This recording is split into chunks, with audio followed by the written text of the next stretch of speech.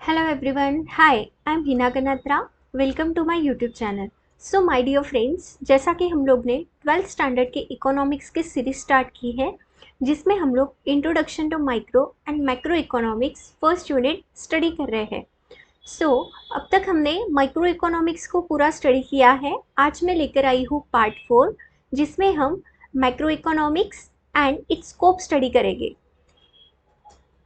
सबसे पहले हम एक ओवरव्यू ले लेते हैं कि अब तक हमने माइक्रो इकोनॉमिक्स में क्या क्या स्टडी किया. सबसे पहले हमने माइक्रो इकोनॉमिक्स का इंट्रोडक्शन स्टडी किया था जिसमें हमने माइक्रो इकोनॉमिक्स का स्कोप स्टडी किया. उसी के बाद में उसके फीचर्स और इम्पोर्टेंस को हमने देखा था. माइक्रो इकोनॉमिक्स क्या है एक बार हम देख लेते हैं. माइक्रो का मतलब क्या होता है? यस, माइक्रो का मतलब होता है स्मॉल, जो कि क्या करता है? इंडिविजुअल यूनिट की स्टडी करता है. जिसमें हमने देखा था कि अगर हमको कंट्री के बारे में हमको स्टडी करना है तो कंट्री की ओवरऑल स्टडी कौन करता है? Macro economics. और अगर आपको पर्टिकुलर यूनिट या फिर इंडिविजुअल यूनिट की स्टडी करनी है तो वो कौन करता है? Micro economics. आज हम लोग देखेंगे मीनिंग ऑफ मैक्रो इकोनॉमिक्स. देखिए, macroeconomics is the branch of economics which analysis the entire economy. मैंने आपको बताया था कि माइक्रो और मैक्रो ये दोनों क्या है? ब्रांचेस है इकोनॉमी के. ठीक है. मैक्रो इकोनॉमिक्स क्या करता है? लार्ज यूनिट की स्टडी करता है. जैसे it deals with the total employment, national income, national output, total investment, total consumption, total saving, general price level, interest rate, inflation, trade cycles, business fluctuations etcetera. देखिए, micro economics में हमने क्या देखा था कि माइक्रो इकोनॉमिक्स जो है ये क्या करता है? इंडिविजुअल यूनिट की स्टडी करता है. ठीक है. अब इंडिविजुअल कौन आएगा? इंडिविजुअल कंज्यूमर हो गया, इंडिविजुअल प्रोड्यूसर हो गया, इंडिविजुअल फर्म हो गया. ठीक है. ये जो भी है ये क्या है? इंडिविजुअल है. अगर एक यूनिट की स्टडी हो रही है तो माइक्रो में करेंगे, और एक से ज़्यादा यूनिट की मतलब होल, जहाँ पे वर्ड क्या आ रहा है? टोटल. वर्ड कौन सा है? टोटल. जहाँ पे आप टोटल यूनिट की स्टडी करोगे वो क्या होगा? मैक्रो. जैसे अगर हमको देश के टोटल एम्प्लॉयमेंट जाननी है कि हमारे देश में कितना रोजगार है, या फिर अनएम्प्लॉयमेंट बेरोजगारी कितनी है, टोटल पॉवर्टी कितनी है, या फिर नेशनल इनकम, कौन सी इनकम है यहाँ पे? National income. अगर हमको देश के इनकम के बारे में जानना है, या आउटपुट हो गया, या फिर टोटल सेविंग कितनी है, टोटल कंजम्पशन कितना हुआ, जनरल प्राइस लेवल कैसा है, इंटरेस्ट रेट क्या है, इन्फ्लेशन कितना बड़ा, ट्रेड साइकिल कैसा है, बिजनेस में फ्लक्चुएशन कैसा है. पर ये जो भी है ये सब क्या है? टोटल. टोटल बोला तो मैक्रो, टोटल बोला तो मैक्रो. ठीक है. और इंडिविजुअल बोला तो माइक्रो, इंडिविजुअल बोला तो माइक्रो. देखिए, दस macro economics is the study of aggregate. Again aggregate मतलब क्या होता है? टोटल. ठीक है. एग्रीगेट यूनिट की स्टडी कौन करता है? मैक्रो. एग्रीगेट यूनिट की स्टडी कौन करता है? मैक्रो. और इंडिविजुअल की स्टडी कौन करता है? माइक्रो. ठीक है. आई होप इतना आपको अच्छे से क्लियर हुआ है. उसके बाद में हम देखेंगे definition of macroeconomics. Yes, first definition किसने दी है? JL Hansen. देखो क्या कहते हैं Hansen. Macroeconomics is that branch of economics which considers the relationship between large aggregates. Macroeconomics क्या है? मैक्रो इकोनॉमिक्स इकोनॉमिक की एक ब्रांच है जो क्या करती है? लार्ज एग्रीगेट चीजों की क्या करती है? स्टडी करती है. ठीक है. जैसे such as the volume of employment, employment कितना है, टोटल अमाउंट ऑफ सेविंग कितनी है, इन्वेस्टमेंट कितना है, नेशनल इनकम कैसी है. ठीक है. हमारे देश की नेशनल इनकम हो, चाहे इन्वेस्टमेंट हो, या फिर एम्प्लॉयमेंट हो, या फिर सेविंग हो, जितनी भी टोटल चीजें हैं. ठीक है. अगर आप टोटल या फिर बल्क में स्टडी कर रहे हो तो वो कौन सा हो गया आपका? Macro economics. देखिए, उसके बाद में सेकेंड डेफिनेशन जो दी है ये प्रोफेसर कार्ल, यस यहाँ पे प्रोफेसर कार्ल शपीरो ने दी है. शपीरो क्या कहते हैं? इनकी काफी सिंपल डेफिनेशन है. Macro economics deals with the functioning of the economy as a whole, economy as a whole. देखिए मैंने आपको बताया था जहाँ पे हम इकोनॉमी एज अ होल की बात कर रहे हैं, ठीक है, इकोनॉमी एज अ होल मतलब हम पूरे इकोनॉमी की स्टडी कर रहे हैं एज अ होल, मतलब टोटल। तो वो कौन सी स्टडी हो गई आपकी, मैक्रो इकोनॉमिक्स। मतलब मैक्रो इकोनॉमिक्स किसके साथ डील करता है, क्या फंक्शनिंग करता है, कि इकोनॉमी एज अ होल कैसे वर्क कर रही है, ठीक है। सो मैक्रो इकोनॉमिक्स का अगेन वही मीनिंग है कि आप क्या करते हो, इकोनॉमी एज अ होल की स्टडी कहाँ पे करते हो, मैक्रो इकोनॉमिक्स में। आई होप इतना आपको अच्छे से समझ में आया है। दो में से एक डेफिनेशन आपको लिखनी है, ठीक है। और अब राइटिंग वगैरह कैसे करना है वो हम लोग आगे देखेंगे, पर दो में से एक डेफिनेशंस को आप लोग कर सकते हो, एक को आप स्किप भी कर सकते हो, कोई प्रॉब्लम नहीं है। उसके बाद में जैसे हमने माइक्रो इकोनॉमिक्स के स्कोप की स्टडी की थी, माइक्रो इकोनॉमिक्स में हमने क्या देखा था, माइक्रो इकोनॉमिक्स में कैसे कितना था स्कोप के पॉइंट्स कितने थे, यस माइक्रो में 3 पॉइंट्स थे, याद आया कुछ, 3 पॉइंट्स थे। 3 में सबसे पहला क्या था,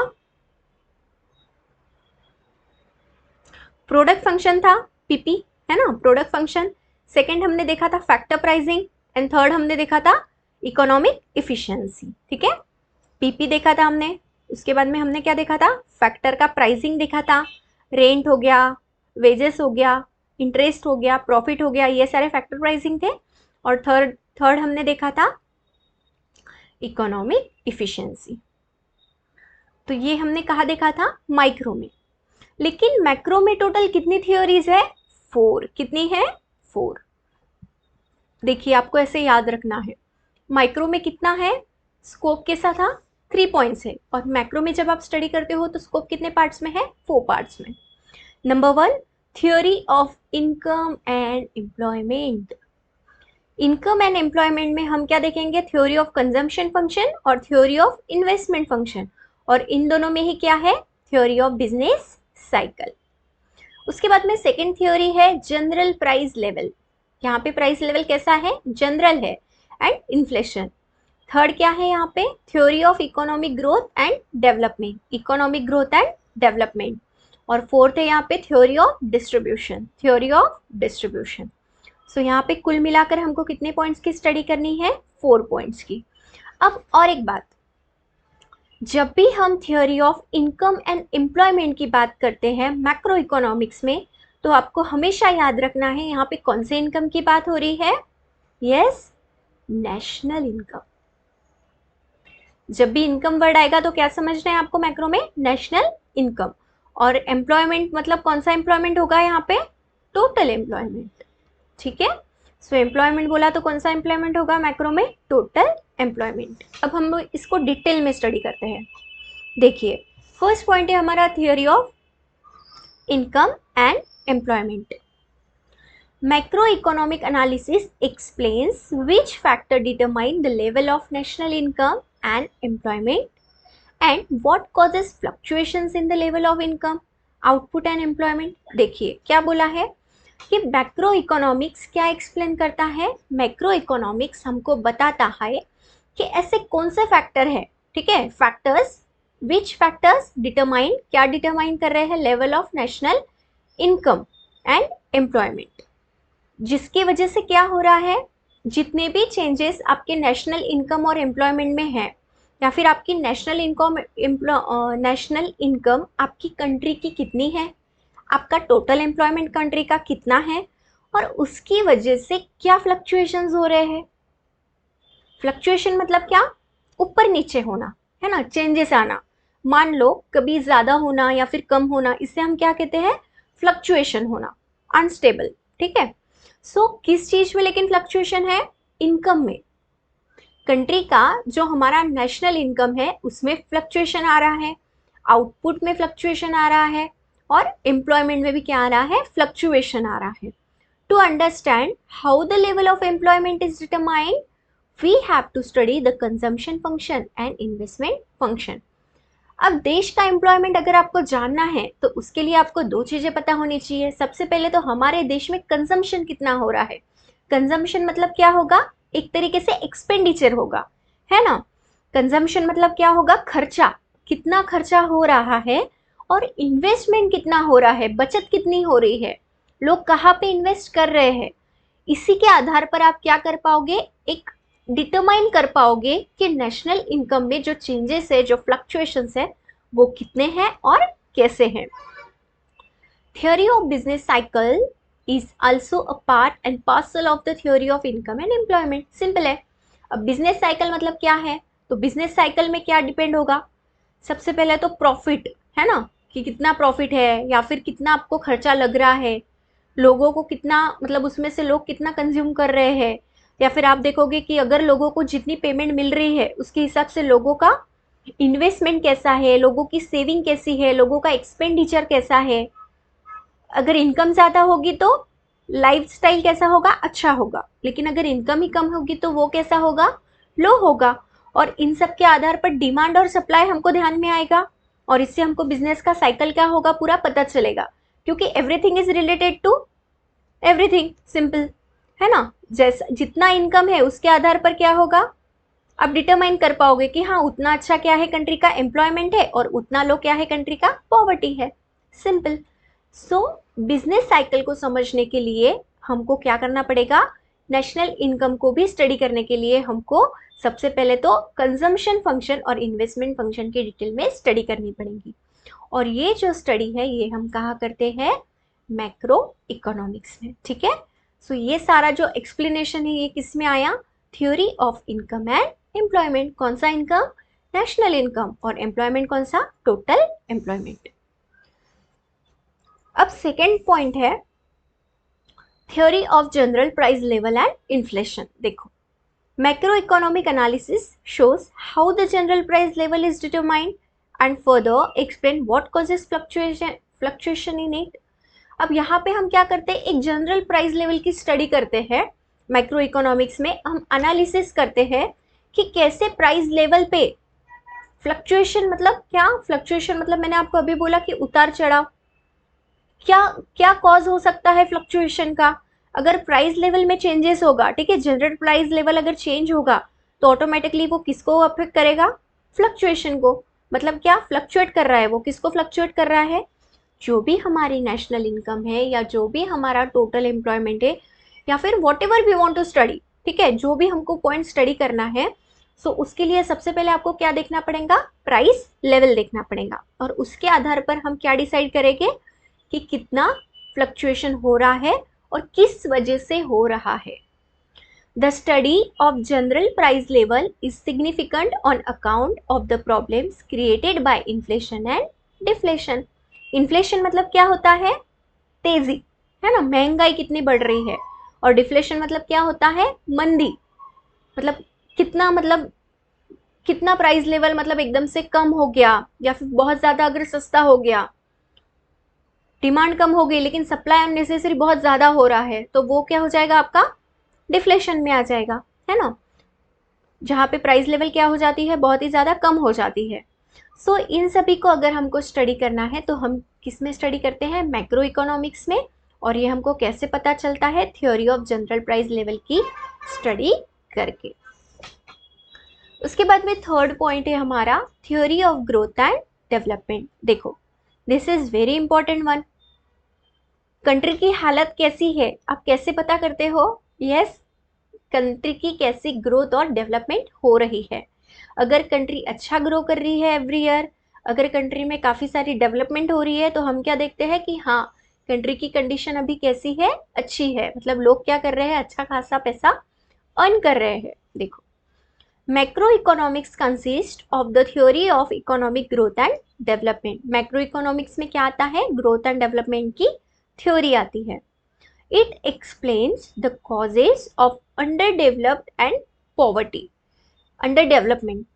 सो इसमें हमको क्या पता चलता है कि अंडर डेवलपमेंट कितना है और देश में पॉवर्टी कितनी है, गरीबी कितनी है, अभी भी देश में अंडर डेवलपमेंट कितनी है, क्या सुधार नहीं हुआ है, हेल्थ बोलो या फिर एजुकेशन सेक्टर बोलो या फिर इंफ्रास्ट्रक्चर सेक्टर बोलो, ठीक है, इनकम बोलो लोगों का, तो ये सब हमको कहाँ पे पता चलता है, theory of growth and development में पता चलता है। It also suggest strategies for accelerating growth and development. देखो